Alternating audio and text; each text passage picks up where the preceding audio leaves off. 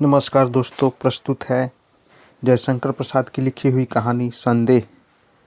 राम निहाल अपना बिखरा हुआ सामान बांधने में लगा था। जंगले से धूप आकर उसके छोटे से शीशे पर तड़प रही थी।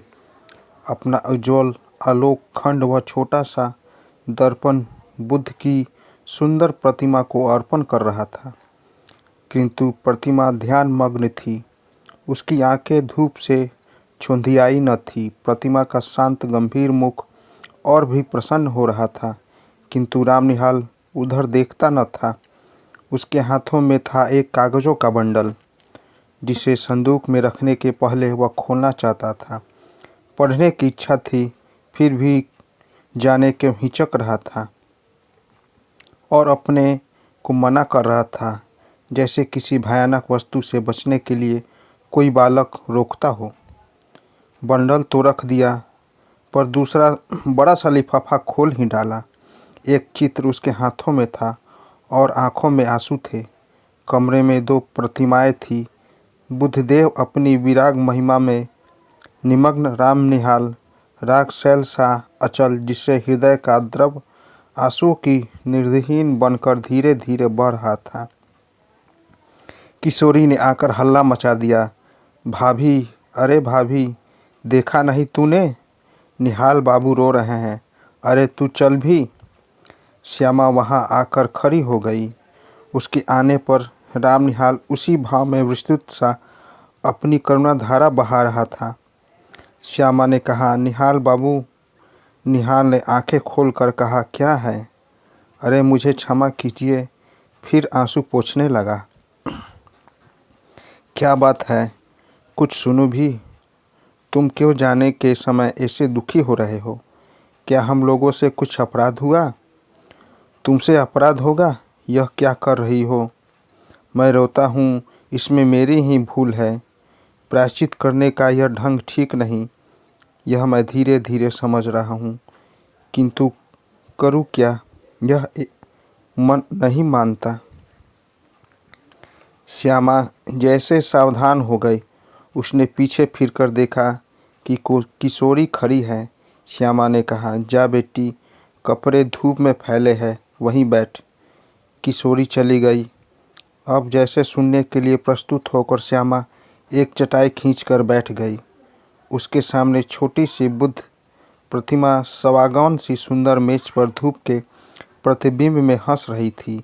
राम निहाल कहने लगा, श्यामा, तुम्हारा कठोर व्रत वैधव्य का आदर्श देखकर मेरे हृदय में विश्वास हुआ कि मनुष्य अपनी वासनाओं का दमन कर सकता है, किंतु तुम्हारा अवलंब बड़ा दृढ़ है। तुम्हारे सामने बालकों का झुंड हंसता खेलता लड़ता झगड़ता है, और तुमने जैसे बहुत ही देव प्रतिमाएं श्रृंगार से सजाकर हृदय की कोठरी को मंदिर बना दिया, किंतु मुझको वहाँ कहाँ मिलता। भारत के भिन्न भिन्न प्रदेशों में छोटा सा व्यवसाय, नौकरी और पेट पालने की सुविधाओं को खोजता हुआ जब तुम्हारे घर में आया तो मुझे विश्वास हुआ कि मैंने घर पाया। मैं जब से संसार को जानने लगा तभी से मैं गृहहीन था। मेरा संदूक और ये थोड़ा सा सामान जो मेरे उत्तराधिकारी का अंश था, अपनी पीठ पर लादे हुए घूमता रहा, ठीक उसी तरह जैसे कंजर अपनी गृहस्थी टट्टू पर लादे घूमता है।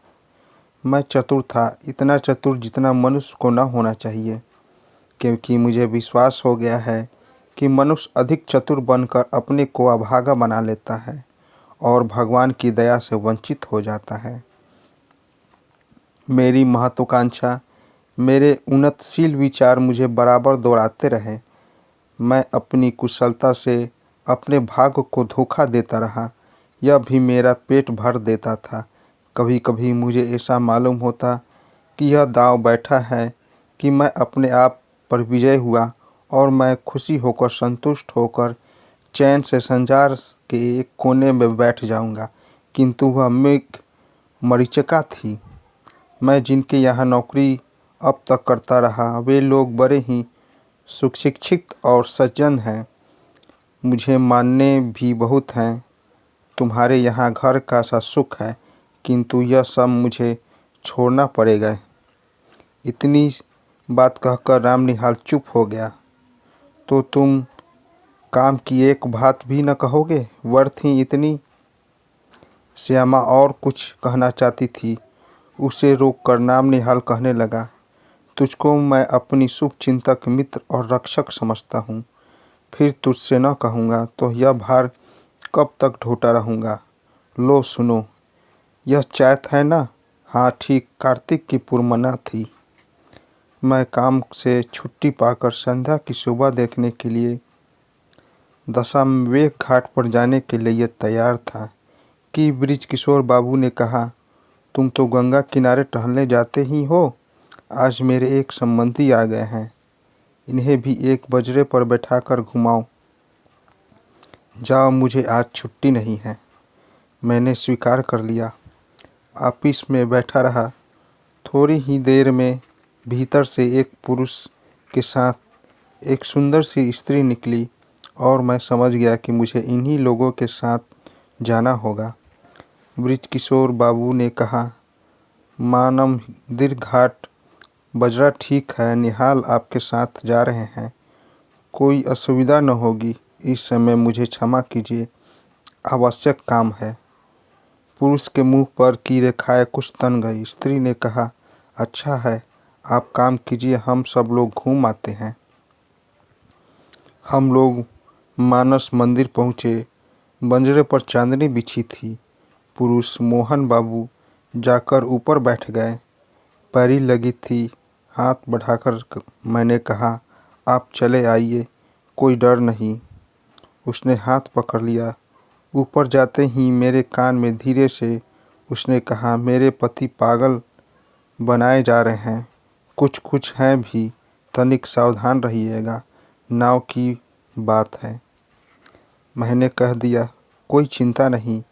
किंतु ऊपर जाकर बैठ जाने पर भी मेरे कानों के समीप कुछ सुंदर मुख का सुरभित निश्वास अपनी अनुभूति दे रहा था। मैंने मन को शांत किया। चांदनी निकल आई थी। घाट पर आकाश दीप जल रहे थे और गंगा की धारा में भी छोटे छोटे दीपक बहते हुए दिखाई देते थे। मोहन बाबू की बड़ी बड़ी गोल आंखें और भी फैल गई। उन्होंने कहा, मनोरमा देखो, यह दीपदान का क्या अर्थ है, तुम समझती हो? गंगा जी की पूजा और क्या। मनोरमा ने कहा, यही तो मेरा और तुम्हारा मतभेद है। जीवन के लघु दीप को अनंत की धारा में बहा देने का यह संकेत है। आह, कितनी सुंदर कल्पना। कहकर मोहन बाबू जैसे आच्छादित हो उठे।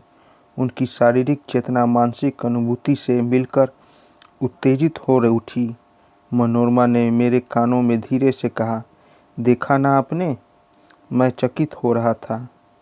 बजरा पंचायत घाट के समीप पहुंच चुका था जब हंसते हुए मनोरमा ने अपने पति से कहा, और यह बांसों में जो टंगे हुए दीपक है, उन्हें आप क्या कहेंगे? तुरंत ही मोहन बाबू ने कहा, आकाश भी असीम है। जीवन की दीप को उसी की ओर जाने के लिए यह भी संकेत है। फिर हाँफते हुए उन्होंने कहा, आरंभ कर दिया। तुम लोगों ने मुझे पागल समझ लिया है, यह मैं जानता हूँ। ओह, संसार की विश्वासघात की ठोकरें ने मेरे हृदय को विक्षिप्त बना दिया है, मुझे उसमें विमुख कर दिया है। किसी ने मेरे मानसिक विलंबों में मुझे सहायता नहीं की। मैं ही सबके लिए मरा करूं, यह अब मैं नहीं सह सकता। मुझे अकपट प्यार की आवश्यकता है। जीवन में वह कभी नहीं मिला। तुमने भी मनोरमा, तुमने भी मुझे। मनोरमा घबरा उठी थी। उसने कहा, चुप रहिए, आपकी तबीयत बिगड़ रही है, शांत हो जाइए। क्यों शांत हो जाऊं? रामनिहाल को देखकर चुप रहूं? वह जान जाए, इसमें मुझे कोई भय नहीं। तुम लोग छिपाकर सत्य को छलना क्यों बनाती हो? मोहन बाबू के श्वासों की गति तीव्र हो उठी। मनोरमा ने हताश भाव से मेरी ओर देखा। वह चांदनी रात में विशुद्ध प्रतिमा सी निश्चेष्ट हो रही थी। मैं सावधान होकर कहा, मांझी अब घूम चलो। कार्तिक की चांदनी रात से शीतल हो रही थी। नाव मान मंदिर की ओर घूम चली। मैं मोहन बाबू के मनोविकार के संबंध में सोच रहा था। कुछ देर चुप रहने के बाद मोहन बाबू फिर अपने आप कहने लगे, ब्रजकिशोर को मैं पहचानता हूँ। मनोरमा, उसने तुम्हारे साथ मिलकर जो षड्यंत्र रचा है, मुझे पागल बना देने का जो उपाय हो रहा है, उसे मैं समझ रहा हूँ। तो ओह, आप चुप न रहेंगे? मैं कहती हूँ ना, यह व्यर्थ का संदेह है। आप मन से निकाल दीजिए या मेरे लिए संखिया मंगा दीजिए, छुट्टी हो। स्वस्थ होकर बड़ी कोमलता से मोहन बाबू कहने लगे, तुम्हारा अपमान होता है सबके सामने मुझे यह कहने में। यह मेरा अपराध है, मुझे क्षमा करो मनोरमा। सचमुच मनोरमा के कोमल चरण मोहन बाबू के हाथ में थे। वह पैर छुड़ाती हुई पीछे खिसकी। मेरे शरीर से उसका स्पर्श हो गया। वह क्षुब्ध और संकोच में शुभ रमणी जैसे किसी का आश्रय पाने के लिए व्याकुल हो गई। मनोरमा ने दीनता से मेरी ओर देखते हुए कहा, आप देखते हैं ना? सचमुच मैं देख रहा था। गंगा की ओर घोर धारा बजरा फिसल रहा था। नक्षत्र बिखर रहे थे और एक युवती मेरा आश्रय खोज रही थी। अपनी सब लज्जा और अपमान लेकर वह दुर्वह संदेह भार से पीड़ित स्त्री जब कहती थी, आप देखते हैं ना, तब मानो मुझसे प्रार्थना करती थी कि कुछ मत देखो, मेरा व्यंग उपहास देखने की वस्तु नहीं है। मैं चुप था। घाट पर बजरा लगा। फिर वह युवती मेरा हाथ पकड़कर पैरी पर से संभलती हुई उतरी और मैंने एक बार न जाने क्यों घृष्टता से मन में सोचा कि मैं धन्य हूँ। मोहन बाबू ऊपर चढ़ने लगे। मैं मनोरमा के पीछे पीछे था। अपने पर भारी बोझ डालकर धीरे धीरे सीढ़ियों पर चढ़ रहा था। उसने धीरे से मुझे कहा, राम निहाल जी, मेरी विपत्ति में आप सहायता न कीजिएगा। मैं अवाक था। श्यामा ने एक बार गहरी दृष्टि से राम निहाल को देखा। वह चुप हो गया। श्यामा ने आज्ञा भरे स्वर में कहा, आगे और कुछ है या बस? राम निहाल ने सिर झुकाकर कहा, हाँ, और कुछ भी है। वही कहो ना। कहता हूँ। मुझे धीरे धीरे मालूम हुआ कि ब्रजकिशोर बाबू यह चाहते हैं कि मोहनलाल अदालत से पागल मान लिया जाए और ब्रजकिशोर उनकी संपत्ति के प्रबंधक बना दिए जाएं, क्योंकि वे ही मोहनलाल के निकट संबंधी थे। भगवान जाने इसमें क्या रहस्य है, किंतु संसार तो दूसरे को मूर्ख बनाने के व्यवसाय पर चल रहा है। मोहन अपने संदेह के कारण पूरा पागल बन गया है। तुम तो यह चिट्ठियों का बंडल देख रही हो, वह मनोरमा का है। राम निहाल फिर रुक गया। श्यामा ने फिर तीखी दृष्टि से उसकी ओर देखा। राम निहाल कहने लगा, तुमको भी संदेह हो रहा है? सो ठीक ही है, मुझे भी कुछ संदेह हो रहा है। मनोरमा क्यों मुझे इस समय बुला रही है? अब श्यामा ने हंसकर कहा, तो क्या तुम समझते हो कि मनोरमा तुझको प्यार करती है और वह दुष्चरित्र है? छी राम निहाल, यह तुम क्यों सोच रहे हो? देखूँ तो हाथ में यह कौन सा चित्र है? क्या मनोरमा का ही है? कहते कहते श्यामा ने निहाल के हाथ से चित्र छीन लिया। उसने आश्चर्य भरे स्वर में कहा, अरे यह तो मेरा ही है। तो क्या तुम मुझसे प्रेम करने का लड़कपन करते हो? यह अच्छी फांसी लगी है तुझको। मनोरमा तुझको प्यार करती है और तुम मुझको। मन के विनोद के लिए तुमने अच्छा साधन जुटाया है। तभी कायरों की तरह यहाँ से बोरिया बांधना लेकर भागने की तैयारी कर ली है। राम निहाल हस्तबुद्धि अपराधी सा श्यामा को देखने लगा, जैसे उसे कहीं भागने की राह न हो। श्यामा दृढ़ स्वर में कहने लगी, निहाल बाबू, प्यार करना बड़ा कठिन है। तुम इस खेल को नहीं जानते हो। इसके चक्कर में पड़ना भी मत। हाँ, एक दुखिया स्त्री तुमको अपनी सहायता के लिए बुला रही है। जाओ, उसकी सहायता करके लौट जाओ। तुम्हारा सामान यहीं रहेगा, तुमको अभी यहीं रहना होगा, समझे? अभी तुमको मेरी संरक्षता की आवश्यकता है। उठो, नहा धो लो, जो ट्रेन मिले उससे पटना जाकर ब्रज किशोर की चालाकियों से मनोरमा की रक्षा करो और फिर मेरे यहाँ चले आना। यह सब तुम्हारा भ्रम था, संदेह था। रामनिहाल धीरे से उठकर नहाने चला गया। तो दोस्तों, कैसी लगी कहानी?